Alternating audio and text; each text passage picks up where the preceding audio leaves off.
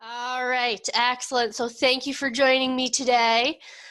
This is TFL librarian Sharon coming to you live from home. So for today, I wanted to give us all an opportunity to learn something new while we're practicing physical distancing. So I'm here with the Grow with Google program.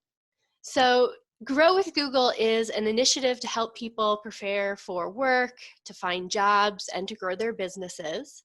It allows job seekers to grow their skills in order to find new jobs and advance their careers. It also allows small businesses to learn how to grow their online presence and improve customer loyalty. And it allows educators to learn how to use technology to inspire students. So for the sake of our time today, I wanted to keep things very, very focused. So rather than doing the entire program, we're going to focus specifically on Grow with Google Docs.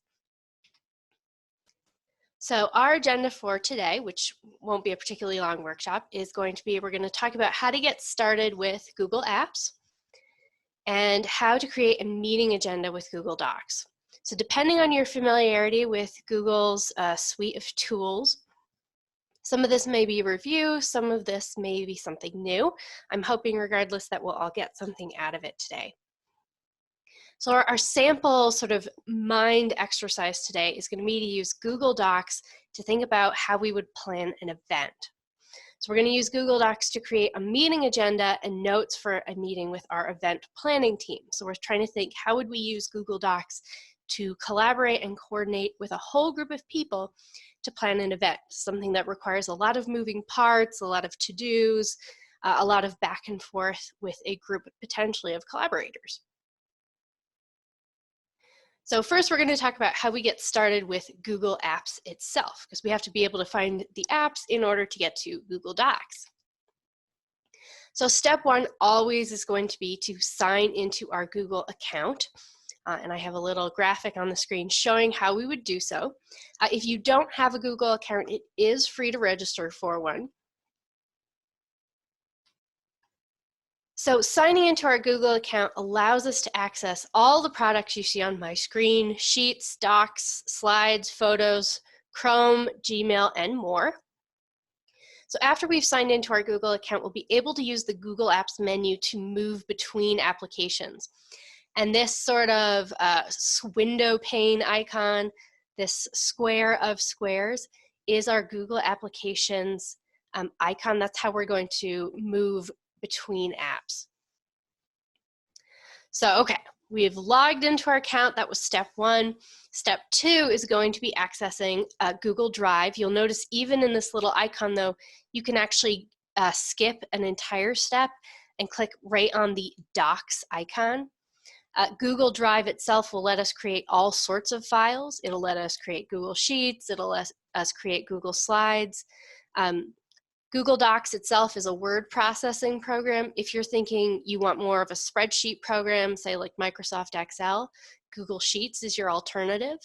And if you're thinking you would like to do a presentation, say with slides, Google Slides is your free equivalent to Microsoft PowerPoint. And you'll see, of course, that Google Docs is going to look very, very similar to Microsoft Word. So if you're at all familiar with the Microsoft suite of products, you're going to find you're already well ahead when it comes to the Google suite. So once we've logged into our Google Drive, and you'll see here on my screen as it goes through this little animation, if we've never created any kind of files before, it's going to look empty. After you start creating projects, say like the docs or the sheets or the slides, they're going to appear here. After you start sharing your files with other people, you'll also see them here. So for example, at the library, we use the Google Suite a lot to collaborate, especially right now. It's very, very handy. So it allows us to like simultaneously edit. All the librarians can work on the same document at the same time. So even if I'm not the creator, I'm going to see it within my Google Drive. So we're going to look specifically at Docs and specifically on how we would use it to create a meeting agenda. This is just our example for today. I always think it's better to have something concrete to think about than something more abstract, like what would you do? So once we have access to Google Docs, and again, it's playing through a little animation on my screen, you'll see we are going to click on the button that says New. We have the opportunity to create a file, upload a folder, or we have the options to create specific types of files, including Google Docs, Google Sheets, and Google Slides, as we're seeing it go through the animation here. For each of those file types, we have the option to create something completely new, completely blank, or we have the option to create something from a template. So templates are really, really handy because, again, why should we reinvent the wheel every single time we make a file? In the case of meeting notes, if we're planning, say, a party or other kind of event, well, that's kind of a common thing to want to plan, right? So there's a template for that. Lots of people have meetings. Why should we create a new file type every single time? So we're seeing in this animation as we're moving from choosing a blank document instead to choosing a type of template and then to a specific version of the meeting notes. So you'll see even in this little animation, we're seeing that there are a variety of templates and there's a variety of templates for meeting notes. Of course, we can also do something completely blank. We might have a really specific idea in mind of how we want this to work. We might have directives from the group we're trying to work with. Say we're using like the group's letterhead or something like that, where we really want to use our own file and not a template. We can do that too. So once we have that document, we are able to rename it. We're able to add or change text. We're able to format the font, including the size, the color, and style. And we can also insert a comment to reference later. You're going to see this in the little right-hand corner of the screen here. In my example, Linda B has left a comment, we need to update this later, because right now she just has placeholder text in place. This is really handy if you're sort of making notes as you go along. However, we could also assign things to other people. So if we wanted to leave a comment, all we have to do is select any text in the document, a word, a sentence, even just a character, say like a letter or a number. Then we're going to click the plus button on the page or click insert and click comment. And I'm going to show a demo of all of this live as well. In the box that appears that we're gonna type the comment, whatever it is that we're trying to make notes of, say update this, come back to this later, reevaluate, more discussion needed, something like that. So as I had mentioned earlier, one of the strengths of the Google Suite is the ability to collaborate with other people. So anytime we're adding a comment, we could also say share with other people and add an email address. We can give them different levels of permission. As you can see on the screen, we could let them edit. Maybe we don't want them to be able to change the document, but we do want them to be able to give feedback. So we might say, well, you can't edit, but you could comment on it. So we can comment, or we can simply give them the permission to view. That will prevent them from making edits or comments, but it'll let them see. So say your group has come to a resolution, you want to share it out with, say, the public, non-voting members of your group, but you don't actually want them to be able to like go in and make changes to it. Well, we'll give them view permission, but not edit permission. After that, we'll click send. And if we've had this little box checked here that says notify people, your recipient will receive an email stating, oh, this person has shared a document with you. They'd like you to take a look at it.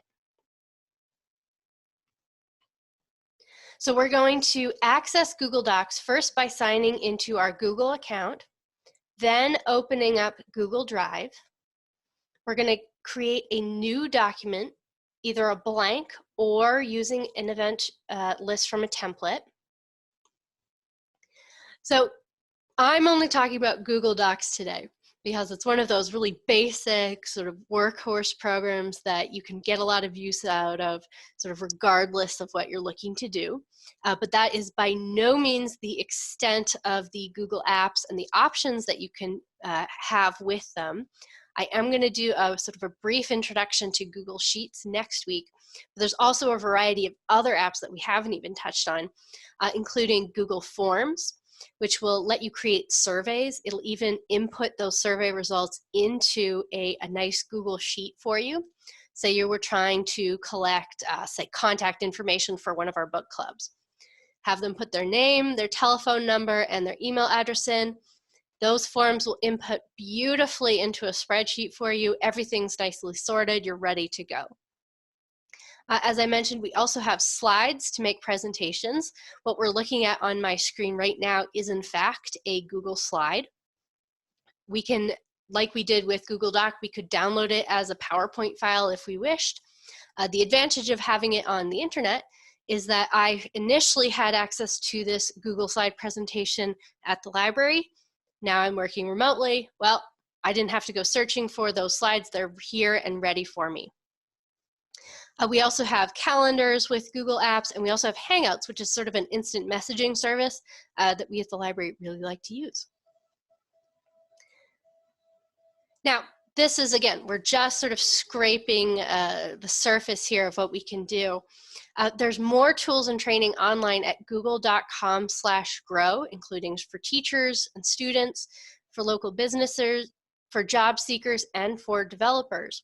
So again, it's google.com/grow if you're really interested and you would like more information. I hope we're able to see everyone soon, but in the meantime, be safe, be well, stay at home, keep learning.